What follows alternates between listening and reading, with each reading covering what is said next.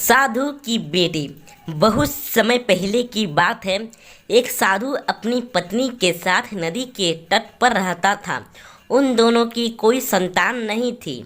उनकी बड़ी इच्छा थी कि कम से कम एक संतान उनके यहाँ जरूर हो। एक दिन साधु तपस्या में लीन था।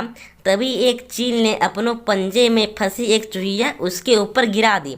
साधु ने उस चूहिए को घर ले जाने निश्चय किया, लेकिन उससे पहले उसने उसे एक लड़की में बदल दिया। उस लड़की को देखकर साधु की पत्नी ने पूछा, कौन है ये? इसे कहाँ से लाए हो? साधु ने पत्नी को पूरी बात बताई। उसकी पत्नी बहुत प्रसन्न हुई और वह बोली, तुमने उसे जीवन दिया है, इसलिए तुम्हें उसके पिता हुए। इस तरह मैं उसकी माँ हुई।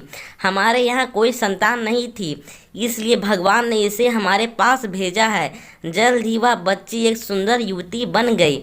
जब वह 16 साल की हुई तो साधु और उसकी पत्नी ने उसका विवाह कराने का निश्चय किया। साधु ने सूर्य देवता को आवाहन दिया। जब सूर्य देवता उसके सामने आए तो सूर्य देवता ने उससे उसकी बेटी से विवाह करने का अनुरोध किया। हालांकि लड़की को यह विचार अच्छा नहीं लगा और उसने कह दिया, क्षमा कीजिए, लेकिन मैं सूर्य देवता से विवाह नहीं कर सकती क्योंकि वह बहुत गर्म है। निराश साधु ने सूर्य देवता से कहा कि अब वे ही उसकी लड़की के लिए कोई सुयोग वर सुझाएं। सूर्य देवता ने कहा, बादलों के देवता से आपकी लड़की की जोड़ी सही बैठेगी, क्योंकि वे ही धूप की गर्मी से उसकी रक्षा कर सकते हैं। साधु अब बादल देवता से उसकी लड़की से विवाह करने का अनुरोध किया। इस बार भी लड़की ने विवाह से इनकार कर दिया और बोली, मैं इस काले व्यक्ति से विवाह नहीं करूंगी। इसके अलावा मुझे बादलों के गरज से डर भी लगता है। साधु फिर से उदास हो गया और उसने बादल देवता से अनुरोध किया कि वे ही कोई सुयोग वर सुझाएं। बादल देवता ने कहा, पवन देवता के साथ इसकी जोड़ी सही रहेगी, क्योंकि वे आसानी से मुझे उड़ा सकते हैं। साधु ने अब पवन देवता से विवाह का अनुरोध किया। इस बार भी लड़की ने विवाह से इनकार कर दिया और बोली, मैं ऐसे स्थिर व्यक्ति से विवाह नहीं कर सकती जो हर समय यहाँ वहाँ उड़ता रहता हो। साधु काफ़ी परेशान हो गया। साधु ने पवन देवता से कोई सुयोग वर सुझाने को कहा। पवन देव ने जवाब दिया, पर्वतों के राजा बहुत मजबूत और स्थिर हैं। वे बहती हुई हवा को भी आसानी से रोक सकते हैं। उससे काफ़ी लड़की की जोड़ी सही बैठेगी।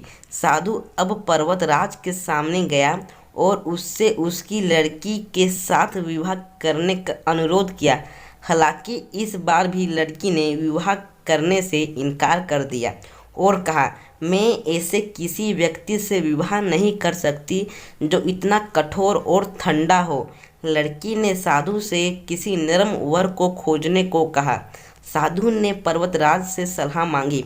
पर्वतराज ने जवाब दिया, किसी चूहे के साथ ही आपकी लड़की की जोड़ी सही रहेगी, क्योंकि वह नरम है और आसानी से किसी पर्वत में बिल बनाकर रह सकता है।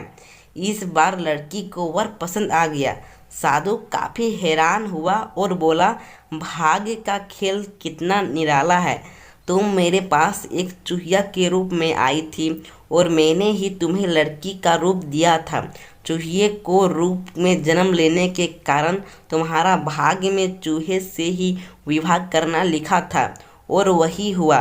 भाग्य में जो लिखा था वही हुआ। साधु ने फिर से प्रार्थना शुरू कर दी और लड़की को दोबारा चूहिया बना दिया। तो दोस्तों, अगर आपको एक कहानी अच्छी लगी होगी और आपको कहानी सुनना पसंद है तो हमारे चैनल को सब्सक्राइब करें, वीडियो को लाइक करें।